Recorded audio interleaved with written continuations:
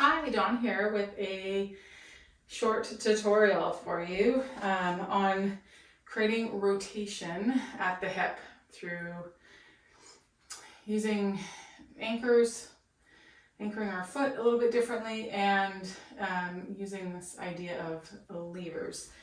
So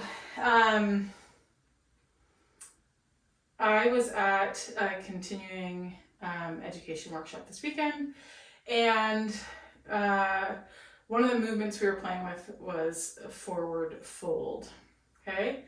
And what became really kind of interesting was how people could either be rotating more at the ankle versus rotating more at the hip, and how we can do things with our feet to nurture rotation at the hip. So here's what we're going to play with.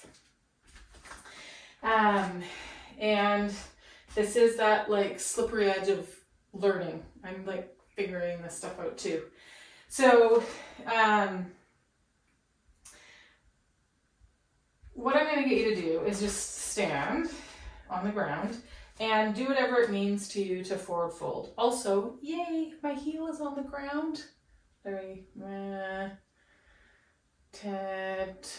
11 days post-injury, calf strain.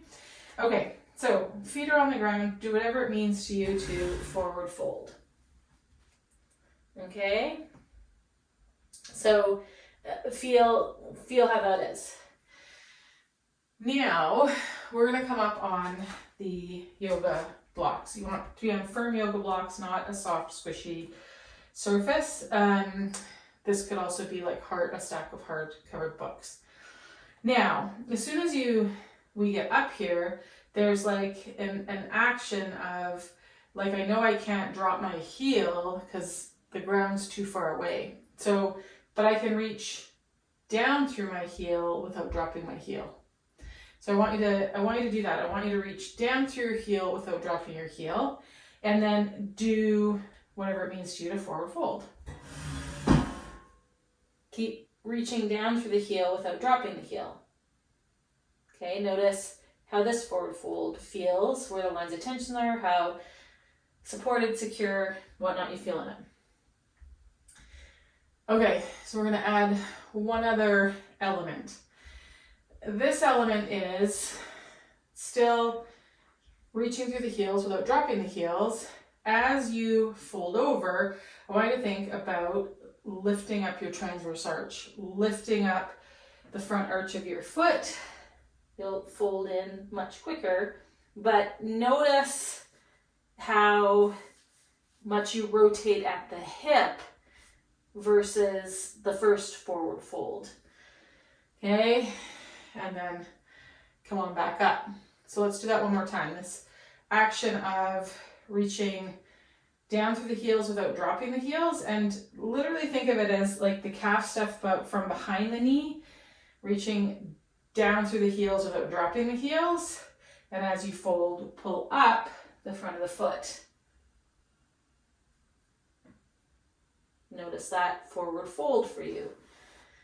Okay, keep reaching through those heels without dropping the heels to bring yourself back up. You'll feel like, whoo, calf stuff to get back up at that forward fold. Okay, cool stuff, yeah? On to all fours here and play with this idea of rotation and anchors down in table. Okay, so let's put a firm block underneath one knee and underneath the opposite hand. Now, I'm going to invite you to take the fingers off the front of that block, and then with the knee that's on the block, you're either going to find hamstring, okay, or quad. So you might need to push into the floor, you might need to lift the foot off the floor to get hamstring. So you're nice and anchored there, and then we're going to slide and reach one arm and one leg out. Okay, so we're gonna come down onto hands and knees. Hard book or a firm yoga block underneath one knee and one hand. And you'll notice my hand, I'm not gonna go flat on it. I'm actually gonna wrap my fingers around that block just for a different grip. Okay, once I'm here, that leg, I'm gonna find either hamstring, okay, or quad, or a combination, like reaching through the heel maybe, so that I am able to really feel anchored on that side. And I'm gonna reach out my opposite arm and opposite leg. Now, you might find you need to wrap, fold in your low ribs and your low back on that side, the opposite side of where your knee is. Okay, bring those the elbow and knee together, and then we're going to reach them out. Think of wrapping the low ribs on the opposite side and the low back. We're folding. Knee and elbow come towards each other. One more time, reach out. Good. Okay, we're going to bring both blocks under the hands for a second, both knees on the ground. And again, find either hamstring or front of the thigh engagement. Okay, you can tuck your toes under, and I might even invite you to think of like yawing the calf as you take the hips back and forward. Take the hips back, yaw the calf, and then press forward. And when I say yaw the calf stuff, you're just gonna think of the lower leg calf stuff. It's either yawing this way or this way.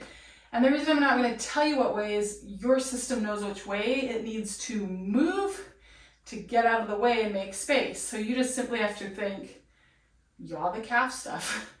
And your system is gonna do the one that creates space. Okay, because otherwise there'll be no movement possible. So, and I want to give your kind of black box, subconscious, a chance to build some capacity on trusting itself. Okay, so you'll yaw the calf stuff as you go back. And as you come forward, you'll yaw it the other way. Okay, good. So we're going to keep the block underneath the one hand. We're going to bring the block underneath the opposite knee. Floating a hand, floating a knee. Okay, don't just do on this side what you did on the other side. Take a second and find the hamstring or quadricep activation that has you be able to, stack the hip over the knee and be really anchored on this side. What you're going to find probably on that other side is when you extend the leg and arm out, wrapping the low ribs and possibly wrapping the low back is going to help you find those obliques to help anchor that other side in space. Okay, so think of wrapping or folding the low ribs and the low back around, and then bring elbow and knee together. Wrap or fold the low back, low ribs around, back together. One more time, fold, back together, fold. Okay, we're gonna bring our other hand to the ground. I want you to, as we do that, you're gonna take the foot off the ground and you're gonna wrap the opposite low back and low ribs or fold and come onto your side. Good, we're gonna reach that top arm towards the floor. Get nice and long towards the ceiling and back over to the center.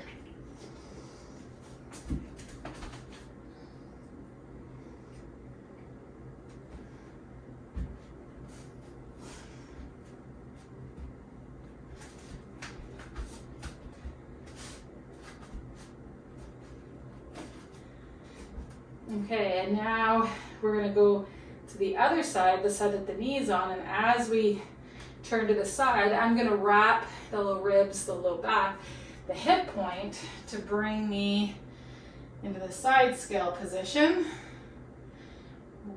Folded, I folded the hip, I folded the low back, I folded the low ribs. I'm gonna reach that arm overhead, let the neck relax, the leg reach down towards the floor, get a nice long line side bend there. Bring it up and rotate it back towards the ground. Okay, let's scoot those blocks out of the way. Bring our hip and femur up onto that. And we can either reach the arm here or up alongside the head. We're going to bring our shoulder down. And then that top leg, wherever it goes, it goes. So some of us it might be higher, some of us it might be touching the ground. Okay, that top arm, we're going to reach it alongside the top head. Just kind of think of rolling the outer pinky edge of the foot up towards the hip and armpit. And then think of rolling them, that outer pinky edge or the fifth, away. Roll it up. Roll it away. Roll it up. Roll it away. Roll it up. Roll it away. One more time, roll it up. Roll it away. Okay, wherever that leg is, you're going to point the toes and bring it back. And then sweep the leg forward. So you're just going to take the leg, this little kind of swim kick, back and forward. Point the toes to go back. Flex the foot to go forward. As you go back, you might think, wrap the low ribs, wrap the low back, wrap the hip point. As you come forward, you might unfold, unfold, unfold, fold, fold, fold, unfold, unfold, unfold. Kind of play with that. Maybe you want to fold and unfold the bottom half. Just see what creates a sense of anchoring that allows the leg to freely swing back and forward. Okay, when it's in line with the hip and armpit again, relax. You might find that things have facilitated the leg coming to the ground. We're just going to take a couple more breaths here. Again, roll that fifth or pinky side of the foot away from the hip and armpit, and then roll them up. Roll them away, roll them up. One more time. Roll them away, roll them up.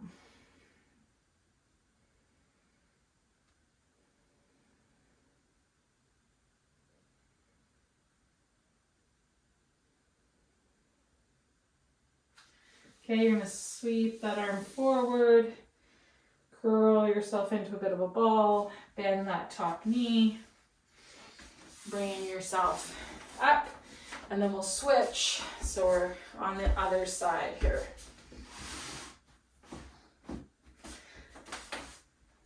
So, and the blocks could be a bolster as well. I like a firmer surface on my leg bones. It just communicates differently with my system than if I'm on a squishy something or other. I can kind of facilitate this sense of anchoring. So that top arm's going to come and reach over the head. Could be on an angle in front. It could also be right here. Okay. So again, find what allows.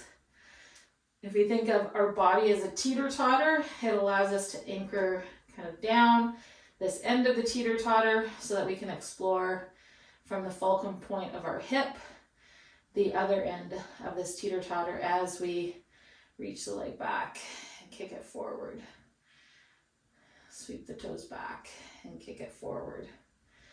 We don't need to go to end ranges. And again, play with what folding the low ribs, the low back, the hip point, and unfolding them offers you here.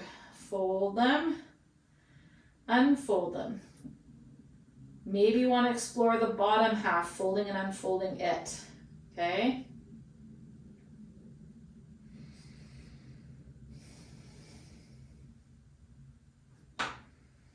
Good, you're gonna bring it in line with that hip, and let's roll the fifth up towards the armpit hip, and then roll it away, roll it up, roll it away. This is something I've been doing a lot of, like this rolling of the fifth to help my calf heal. It was like a lifesaver on the plane, just with my foot on the ground, rolling the fifth and yawing the calf stuff to keep things pumping and moving around while I had to be sitting on the airplane and sitting in course this weekend. Okay, good. Just relax that leg. You might find that it finds the floor a little more clearly. Maybe you create a bit of a push or a pull with that hand. Again, explore what helps you create this sense of anchor that then lets you be able to swing and move this other end of the lever, this other end of the teeter-totter from the fulcrum point of our hip joint.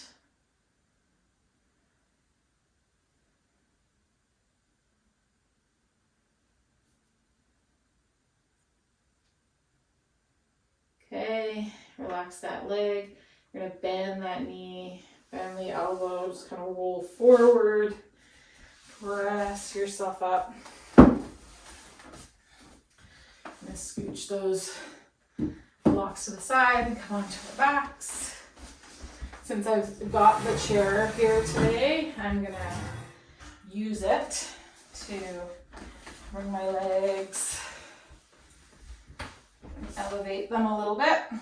So bringing them up onto the chair. I'm going to stay a little less than 90 degrees at the hips and at the knees so that my pelvis can really easily find the floor. And if you want to have the legs supported, you're going to do that for your Shavasana, or you can just stretch the legs straight out.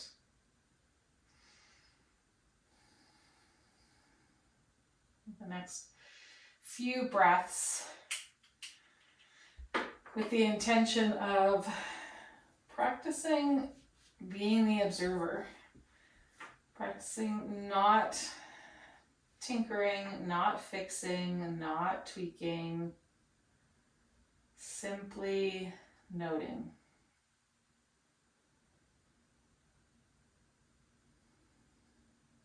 It's like watching a movie. Although I do know sometimes I watch a movie and and then have all these side storylines going on. So we're not going to watch that kind of movie. We're just going to watch and take it in. So let your attention zoom out and let your attention move freely for the next 4 or 5 minutes.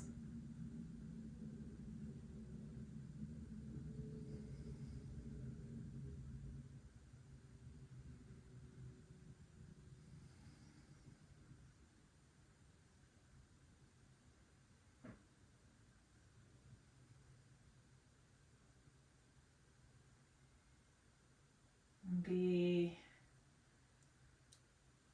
gentle and compassionate as you witness and note where your attention goes.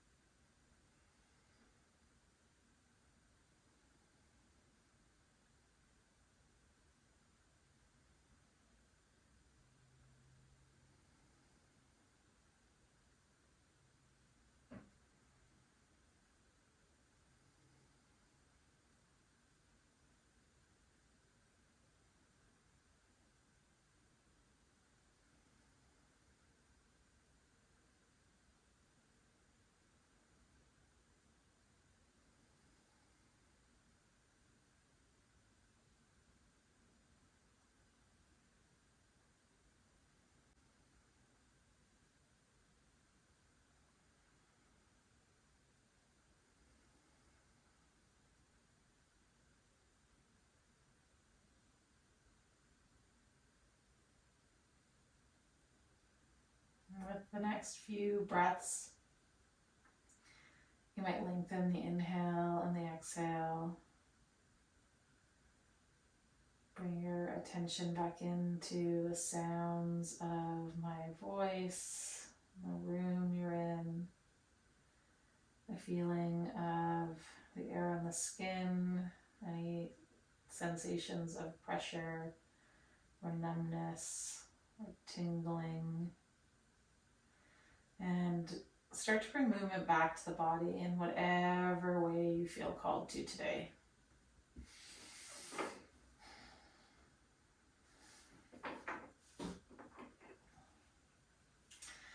And as you bring movement back into the body, we're going to make our way onto our side.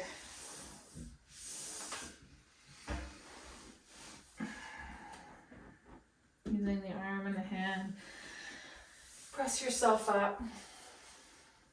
Find a seat. Feel the support of your pelvis and your legs.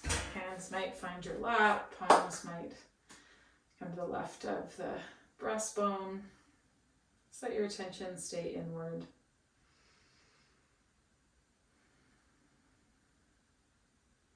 Om Shanti Shanti Peace.